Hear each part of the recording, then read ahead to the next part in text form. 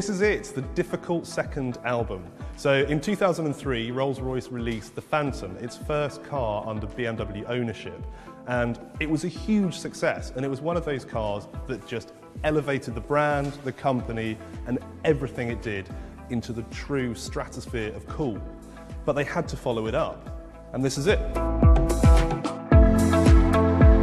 Now the design on this car, it's not hugely different until you take a really close look at the car. So obviously around the front it's been softened and rounded, and some of the details that were beginning to look a bit old have been deleted. But broadly speaking, it follows most of the Rolls-Royce tenets of this sort of car. So the wheels, for example, are roughly half the size of the flanks, but in areas like this section, it's just been tweaked and pulled, so it looks a lot more rakish and a lot more sporty. The old one had a slightly awkward arse, but this one's just been tightened, pulled together, and now it looks, well, not sporty, but certainly a bit more thrusting. So the outside's not hugely different, it's evolution, not revolution. But to be honest with this kind of car, it's the inside that really, really matters. That's where all the fun stuff happens.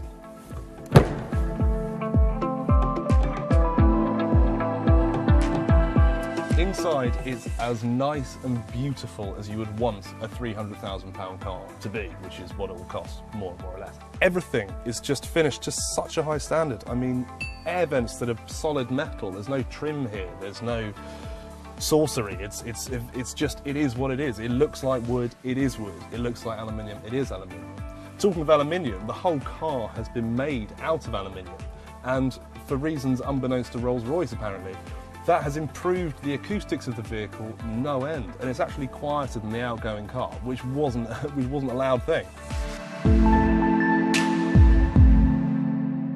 Obviously there's a screen that's next to the steering wheel which does all your sat-nav stuff, but that drops down and reveals this gallery section, which is what it says on the tin. It's proper Ronseal stuff. It allows you to fit your own art inside the car.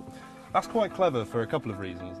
Number one is that, obviously, you get to have your arts on the move. Number two, it removes the ceiling of the price of the car. So if you had a bit of Warhol in here, or Damien Hirst, or a Banksy, then your car would be literally priceless. And you'd be able to enjoy it from the back seat on your way to Tesco's.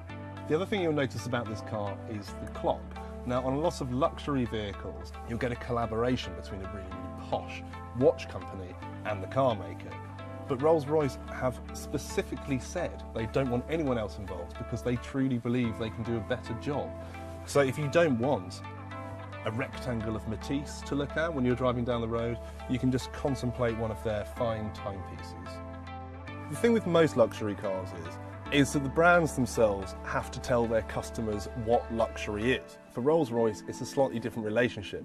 Because there are broadly 1,000 cars sold a year, the CEO can literally go and take them to dinner and say, what do you want? What do you like? What do you dislike? And one of the things they found was the way the seats are configured. Now, in this new Phantom, they've been designed to tilt in, so it's a more sociable, communal rear seat. So without having to go to all the effort of getting up and turning your shoulder to have a conversation with the person that's sat next to you, you can just lazily tilt your head because the seats have already put you in the right place. Just because Rolls-Royce has added a few more customer-driven innovations to the inside doesn't mean they've neglected any of the traditional luxury tropes. So behind here there is obviously a champagne cooler and a couple of flutes, and these screens emerge from the backs of the seats, and there are these funny little footrests which go up and down for no obvious reason. And of course the best thing about a Rolls-Royce remains, which is that incredible view right the way through the cabin to the Spirit of Ecstasy on the bonnet, which you can now enjoy your art from. The new Phantom uses a 6.75 litre V12, which is obviously huge. It's also got 2 turbochargers for the first time, which makes it even faster. But it's not really been tuned for speed, it's much more about smoothness and comfort. Now, back in the 60s, Rolls-Royce used to say that you could balance a coin on its thinnest edge on the running engine. That denoted that it truly was a Rolls-Royce. Now, I've got a quid here. I'll see if we can do it on this.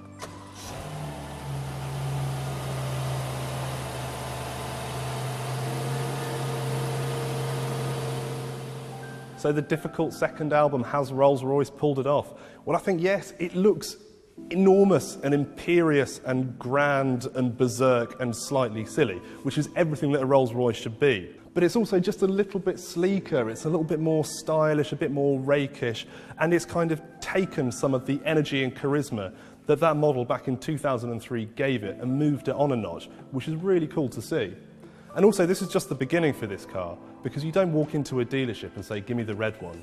You specified the most ridiculous things. One customer has asked for 1,000 diamonds to be crushed into the paint.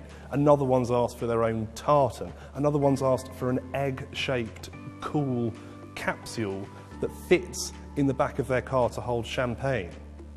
This is just the beginning, and I think with this new gallery element where you can stuff art into your car, it's completely changed what a car can be and also what a car can cost.